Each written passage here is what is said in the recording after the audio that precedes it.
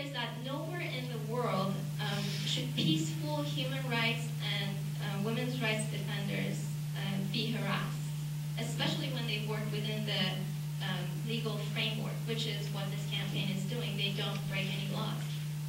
It has been especially difficult during the current conservative administration of Iran, President Ahmadinejad, and so they've been facing a lot of pressures. What are some of the examples? There have been arrests, there have been interrogations when they ask people to come into the police station and question them for several hours. There's wiretapping, their phones are being listened to, and they already know about it. There are sentences, some of them have, over 50 people have open court cases against them, so they always have to watch themselves, watch what they're doing. Sometimes they get suspended sentences, which means they tell you that for the next 3 years we're watching you, you could be sent to jail for 6 months. And then they don't have the right to assemble and meet. They get threatened if they plan a meeting. Despite all this, they push the limit and do a lot of these things still. And also travel bans. Travel bans, just like something that's happening to Esha. Several other activists in Iran have this problem. Basically, the way you can communicate in Iran, you can either, or everywhere, you can either go and have access to television and radio, which is, in Iran, is owned by the government, so it's absolutely not accessible to these people. There are newspapers.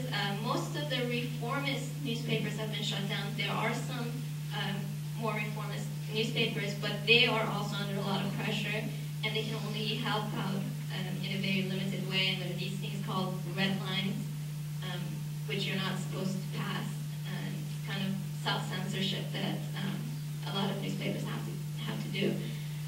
And then there's the web. They have several websites.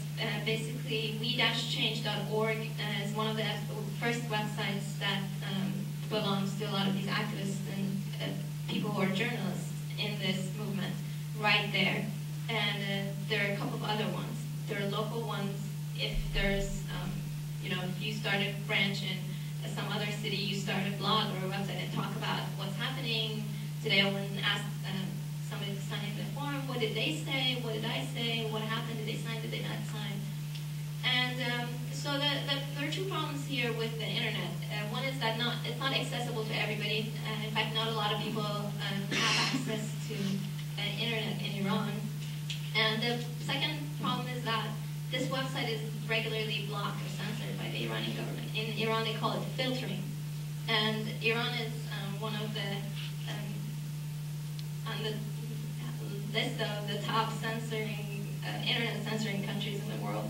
And this website, specific website, we-change.org, which is their oldest site, has been blocked 19 times. And each time they get censored, which the way it works is that the internet service provider is told by the Iranian government that you need to not show this website.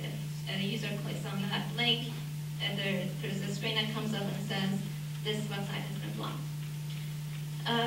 So every time that it's blocked, then the activists buy a new domain name, and they move their whole website to that new domain name. So this has been happening recently for the 19th time, and it was blocked. So finally, there are some magazines that, there used to be some magazines that would write about women's rights, specifically the Zan magazine. Zan means woman in Farsi or Persian. And the Zanistan electronic magazine, which have both been shut down. So the face-to-face method is really the only real way of communicating with people. And although it's completely legal, there are arrests. They get arrested when they try to do these things. Of course, not everybody, but once in a while there are arrests. And because it's not illegal, well, nothing about what they're doing is illegal. It's not illegal to collect signatures. It's not illegal to talk to people. It's not illegal to talk about the laws or ask for rights. The charges are usually very vague. It's usually endangering national security or propaganda against the state, things like that. these things is actually something that Esha has actually been her charges propaganda against the state. So, as a couple of examples, I want to tell you about 3 of these people. One is Delaram, who's a 25-year-old social worker. She was participating in a peaceful protest about 2 years ago, 2.5 years ago, and she was attacked. Actually, the whole protest was attacked by the Iranian security forces, and she was pushed by an officer, and she broke her arm.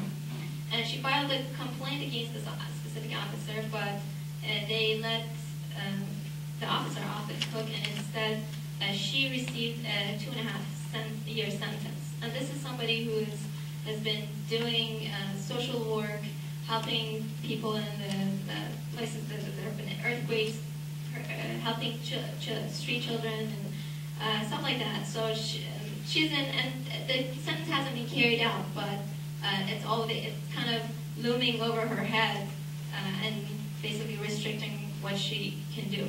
The other person is Mariam. She's 27. She's a blogger and journalist. She worked for Zanistan Easy, and she was arrested. She was brought in for interrogations because of her journalism working in Zanistan. And she was kept for 45 days in Evin prison. But I want you to see the resilience that these activists have. While Mariam was in prison, she was allowed visits by her other friends. While she was in prison, she was writing about the female inmates. She was writing about the stories of the female inmates in Evin prison, and she actually helped establish a library for the general ward of the Evin prison for the female section. So the point here is that everywhere in the world, safety and well-being of human rights defenders should be protected, especially when they're working peacefully and within legal means. Finally, I know I'm talking a little long, but just the last point is I want to talk a little bit about how Iranian women have been portrayed in the media here. For the most part, we're not portrayed. You really don't hear a lot about Iranian women's movements, Iranian women, none of that. Basically, most of the news about Iran is overshadowed by the nuclear issue or by some comments by the president of Iran. But there's some coverage too. For Esha's case, we actually did see, I personally was very impressed by a lot of the reporting. Even like when like you guys saw the Fox 11 or even Fox News, I think they did an okay job. They understood that it was sensitive, that you have to follow certain things and not endanger her more. And they maybe due to your efforts, maybe due to some of the campaign efforts, they did report okay. But we also saw some other reporting that kind of made me get goosebumps out of fear, or sometimes it was stereotypes. For example, I'm quoting from LA Times. They're talking about Esha.